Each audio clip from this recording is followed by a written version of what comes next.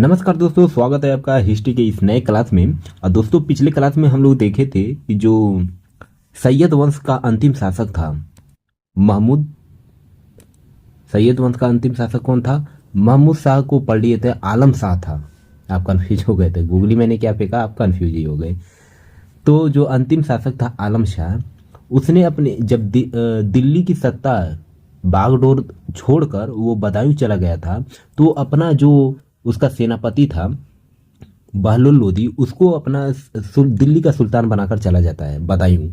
तो वो जो बहलोल लोदी था वही लोदी वंश के स्थापना करता है, लोदी वंश का स्थापना वही करता है। तो हम लोग आज के लेक्चर में पढ़ेंगे लोदी वंश, जिसका टाइम पीरियड होता है 1451 से 1526 तक होता है इसका टाइम पीरियड। तो चलिए शुरू करते हैं। और इससे पहले चैनल को सब्सक्राइब नहीं किए तो सब्सक्राइब कर लीजिए और वीडियो को लाइक कर दीजिएगा अगर वीडियो अच्छा लगता है तब, कोई जोर जबरदस्ती नहीं है। तो हम लोग देखते हैं कि लोदी वंश जो होता है दिल्ली वंश का, ये अंतिम शासक होता है लोदी वंश का। ये अफगान शासक वंश का था। ये जो बहलोल लोदी था ये अफगान का मूल निवासी रहने वाला था। बहलोल लोदी, इसका फोटो देखिए। अफगान सरदारों को ये भारत में बसाने का प्रोत्साहन करता था, बहुत ही प्रमोट करता था। अब जो अफगानी थे उनको, अफगानी सरदारों को भारत में बसाने का बहुत ही प्रमोट करता था। ये जौनपुर और आसपास के क्षेत्रों को नियंत्रण बढ़ाकर, उनकी क्षेत्रों पर ज़्यादा नियंत्रण बढ़ाकर ये दिल्ली सल्तनत को मजबूत करता था। दिल्ली सल्तनत को ये मजबूत करता था। उनके जौनपुर और आसपास के जितनी भी क्षेत्र थी उस पर अपना नियंत्रण, जैसे कर वसूलना हो गया, टैक्स लगाना हो गया, नियम कायदा कानून चलाना, तो इन सभी चीज़ों को ये नियंत्रण कहलाता है। और यही नियंत्रण बढ़ाकर वो दिल्ली सल्तनत को क्या करता था, और भी मजबूत करने लगा ताकि इसका शासन बरकरार रहे। जो बहलोल लोदी ने, ये कब बैठता है दिल्ली के गद्दी पर? 19 अप्रैल 1451 को ये दिल्ली की गद्दी पर बैठता है। और अब ये अपने सरदारों को किस नाम से बुलाता था? तो ये मकसद ए अली, मकसद ए अली के नाम से ये सरदारों को बुलाता था। और यही सरदार जो होते थे अफगान सरदार, ये भारत में बसाने का काम इसने शुरू कर दिया था अफगान सरदारों को। इसने बहलोली नाम का एक सिक्का भी चलवाया था।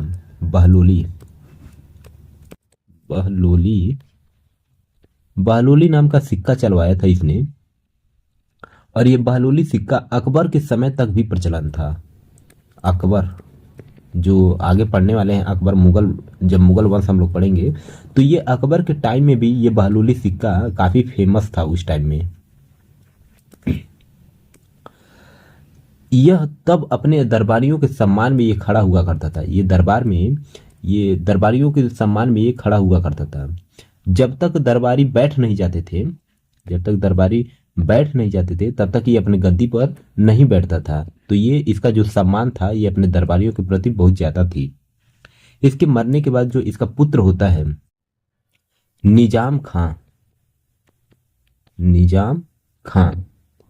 जिसको सिकंदर शाह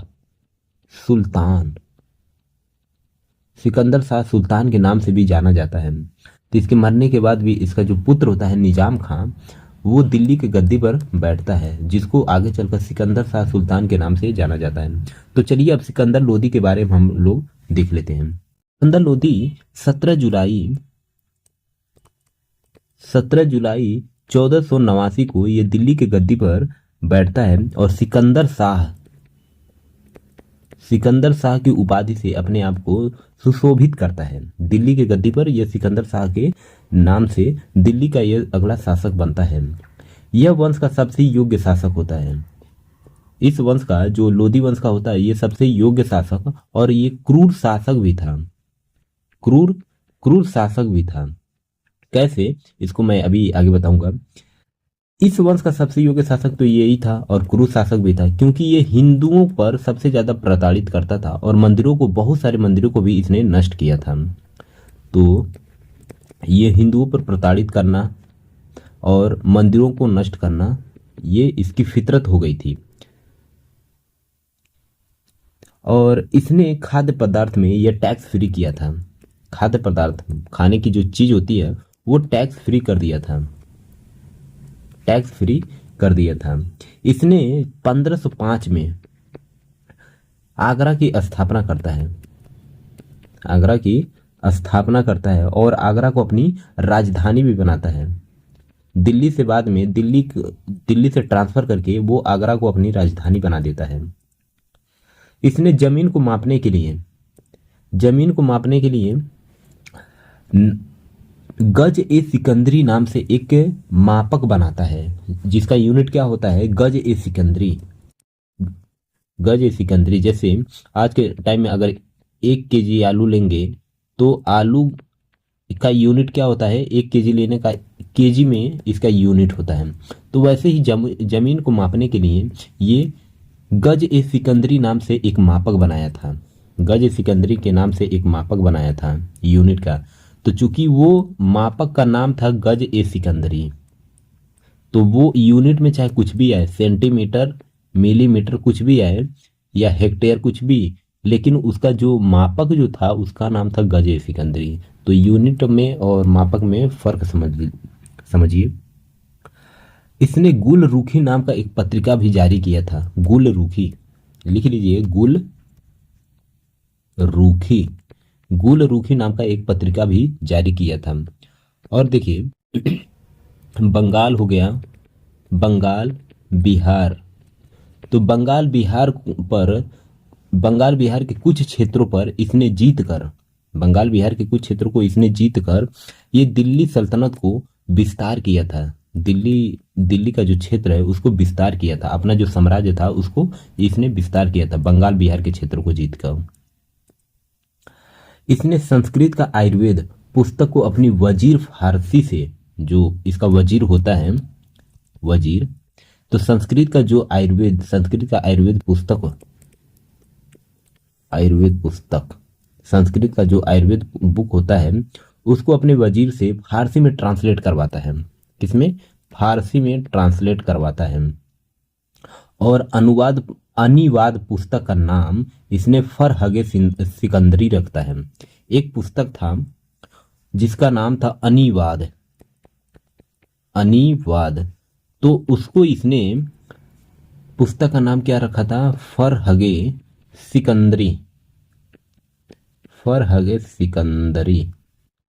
सिकंदरी नाम रखा था। इसने दिल्ली में स्वयं का मकबरा भी बनवाया था जिसको गोहरा गुंबद कहा जाता है। तो दिल्ली में पहले स्वयं का खुद का ही मकबरा पहले ही बनवा लिया था, मरने के बाद कौन देखेगा, इसलिए इसने पहले ही देख लिया था अपना मकबरा, तो जिसका नाम था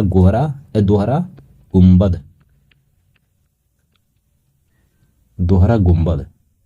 इसने तजिया निकालना और महिलाओं को मजार जाने पर इसने रोक लगा दिया था। तो जो तजिया होता है, तजिया आज के टाइम में भी निकाला जाता है, कई जगहों पर भारत में निकालते हैं। और महिलाओं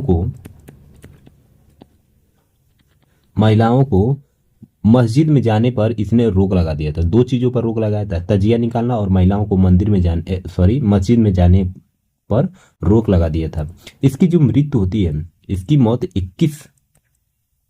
21 नवंबर 1517 में 21 नवंबर 1517 में इसका मौत हो जाती है। फिर दिल्ली का जो अगला सुल्तान बनता है, इसका पुत्र इब्राहिम लोदी बनता है। तो अगला जो हम लोग शासक देखने वाले हैं वो होता है इब्राहिम लोदी। ये इब्राहिम लोदी का जो टाइम पीरियड होता है वो 1517 से 1526 तक का होता है। लेकिन एक चीज क्या है कि इब्राहिम लोदी वो सिकंदर लोदी का पुत्र था। सिकंदर लोदी का ये पहली बात तो ये पुत्र था उसका। लेकिन एक चीज का सामना इसको बहुत करना पड़ा, वो विद्रोह। और किस चीज का विद्रोह? क्योंकि ये अयोग्य था, ये दिल्ली के गद्दी पर बैठने का योग्य नहीं था, इसलिए इस चीज के लिए इसको बहुत विद्रोह का सामना करना पड़ जाता है। और देखिए अफगान सरदारों और राजपूतों के बीच काफी विद्रोह भी हुआ था उस टाइम। राजपूतों के बीच काफी विद्रोह हुआ था, जिसमें से 1518 ईस्वी में खतौली के युद्ध में 1518 खतौली खतौली के युद्ध में मेवाड़ के जो राजा होते हैं, मेवाड़ के राजा राणा सांगा ने इब्राहिम लोदी को पराजित कर देते हैं। राणा सांगा ने इब्राहिम लोदी को मेवाड़ के युद्ध में इब्राहिम लोदी को हरा देते हैं। तो जो होता है, अफगान सरदारों और राजपूतों के बीच काफी झड़प होता है, विद्रोह होता है, जिसमें से 1518 ईस्वी में खतौली के युद्ध में मेवाड़ के जो राजा राणा सांगा होते हैं वो इब्राहिम लोदी को हरा देते हैं। जैसे राणा सांगा का पुत्र, एक चीज नोट डाउन करके लिख लीजिएगा, राणा सांगा का जो पुत्र था भोजराज, कौन थे? भोजराज। राणा सांगा का पुत्र कौन था? भोजराज। और भोजराज की पत्नी कौन थी? इनकी पत्नी मीराबाई। आपने नाम बहुत सुना होगा मीराबाई का, तो ये भोजराज की पत्नी ये मीराबाई थी। भोजराज कौन थे? राणा सांगा के पुत्र थे। तो ये बस एक टिप मैंने आपको दिया है, वो नोट करके लिख लीजिएगा। इब्राहिम लोदी जो होता है, इब्राहिम लोदी के सगे संबंधित आलम खान लोदी, दौलत खान लोदी, इब्राहिम लोदी के जो रिलेशन के लोग होते हैं, जैसे आलम खान हो गया, दौलत खान हो गया, इसने काबुल के तैमूर वंश के जो शासक होता है बाबर को, देखिए यहां से गेम चेंजर शुरू होता है, यहां से मुगल वंश कैसे आता है ये आपको पता लगेगा। इसका जो इब्राहिम लोदी का सगे संबंधित कौन होता है? आलम खान हो गया, दौलत खान हो गया, ये जाते हैं काबुल में। और काबुल में कौन बैठा रहता है? काबुल में वो तैमूर वंश का जो शासक होता है बाबर। कौन होता है? बाबर। तो तैमूर वंश का अंतिम जो शासक बाबर होता है, इसको बुला कर लाते हैं। और क्यों बुलाते हैं भारत में? क्योंकि ये आलम खान और दौलत खान ने इब्राहिम लोदी को दिल्ली के गद्दी पर से हटाना चाहते थे, क्योंकि ये एक अयोग्य शासक था, दिल्ली के गद्दी पर बैठने लायक नहीं था। तो इन लोगों को लगता था कि दिल्ली पर कौन बैठेगा, इसको हटाना ही पड़ेगा। तो ये क्या करते हैं, काबुल में जाते हैं और जो तैमूर वंश का जो शासक होता है बाबर, उसको बुला कर लाते हैं ये बाबर को। तो बाबर तो आता है, बाबर आया और क्या करता, पानीपत का प्रथम युद्ध होता है इब्राहिम लोदी और बाबर के बीच में। पानीपत का, इसको नोट करिए, बहुत इंपॉर्टेंट है। पानीपत का प्रथम युद्ध 1526 में होता है। 1526 21 अप्रैल 1526 में होता है पानीपत का। इब्राहिम लोदी के बीच और बाबर के बीच में होता है। इब्राहिम लोदी और बाबर के बीच में पानीपत का प्रथम युद्ध होता है, जिसमें से इब्राहिम लोदी को हरा देता है। बाबर क्या करता है, ये बाबर इब्राहिम लोदी को हरा देता है और इसी युद्ध में इब्राहिम लोदी की हत्या भी कर देता है। इब्राहिम लोदी की हत्या भी कर देता है। तो युद्ध में मारा गया दिल्ली सल्तनत का एकमात्र जो शासक था वो था इब्राहिम लोदी। ये युद्ध में मारा जाता है, नहीं तो अभी तक दिल्ली सल्तनत का जो भी शासक था वो कोई युद्ध में नहीं मरा था।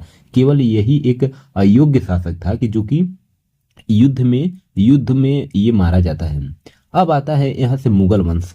देखिए, जब आलम खान मैंने आपको बताया था कि आलम खान और दौलत खान ने काबुल गए थे ये बाबर को बुलाने के लिए। जब आलम खान और दौलत खान को पुनः काबुल यानी दोबारा काबुल लौटने के लिए ये लोग बोलते हैं, काबुल लौटने के लिए, तो बाबर जाने से मना कर देता है। क्योंकि ये जो लोदी वंश का अंतिम जो शासक होता है इब्राहिम लोदी, उसको तो मार दिया था। तो चूंकि बाबर के दिमाग में भी चल रहा था कि दिल्ली सल्तनत का अब तो कोई बचा ही नहीं, अब कौन दिल्ली के गद्दी पर बैठेगा, क्यों ना मैं ही बैठ जाता हूं। तो इसके दिमाग में ये चलता है, तो ये काबुल जाने से मना कर देता है। और मना करने के बाद बाबर ने इन दोनों को भी मारकर दिल्ली सल्तनत ही समाप्त कर देता है। तो बाबर ने इन दोनों को भी मार देता है, इन दोनों को भी मारकर दिल्ली सल्तनत पर खुद पर बैठ जाता है, दिल्ली सल्तनत की गद्दी पर खुद बैठ जाता है। और एक नया वंश की शुरुआत होती है जिसको बोलते हैं मुगल वंश। मुगल वंश, जिसको क्या बोलते हैं, मुगल वंश। तो ये अगले चैप्टर में हम लोग पढ़ेंगे मुगल वंश। और तो एक चीज से आपको इस हिस्ट्री में, एक चीज से आपको सीख यही मिलता है कि कभी किसी पर भरोसा मत कीजिए, कभी किसी पर भरोसा नहीं करना चाहिए। इनके बीच तो यही चल रहा था। इनका जितना भी शासक आए थे, तो इनका यही था कि अपने बाप को मारो, अपने भाई के मारो, फिर से गद्दी को हथिया लो। तो क्यों नहीं किया, ये इब्राहिम लोदी को नहीं मारा? क्योंकि ये भी अयोग्य थे। तो ये भी अयोग्य थे, तो ये किसके पास हेल्प के लिए गए? ये बाबर के पास जाते हैं। अब बाबर बाबर का लार टपक जाता है दिल्ली के गद्दी पर। देखता कि अब तो कोई नहीं है, क्यों ना मैं ही दिल्ली के गद्दी को संभाल लेता हूँ। तो दिल्ली के गद्दी पर बाबर बैठ जाता। और जब ये आलम खां और दौलत खां ने बोलते हैं कि भाई अब तुम्हारा काम हो गया, तुमको बुलाया गया था इब्राहिम लोदी को मारने के लिए, तुम अपना काम कर दिए, अब तुम काबुल चले जाओ। तो काबुल नहीं जाता और इन दोनों को भी टपका देता है। तो कभी भी किसी पर भरोसा नहीं करना चाहिए, किसी की, खुद से अपना काम खुद से करना चाहिए। तो अगला जो वंश आता है वो है मुगल वंश। इसको हम लोग देखेंगे और उम्मीद करता हूँ कि ये वीडियो आपको पसंद आया होगा। पसंद आता है तो चैनल को सब्सक्राइब कर लीजिए और वीडियो को लाइक करके अपने दोस्तों के पास शेयर कर दीजिए। तो मिलते हैं नेक्स्ट लेक्चर में, तब तक के लिए जय हिंद, जय भारत।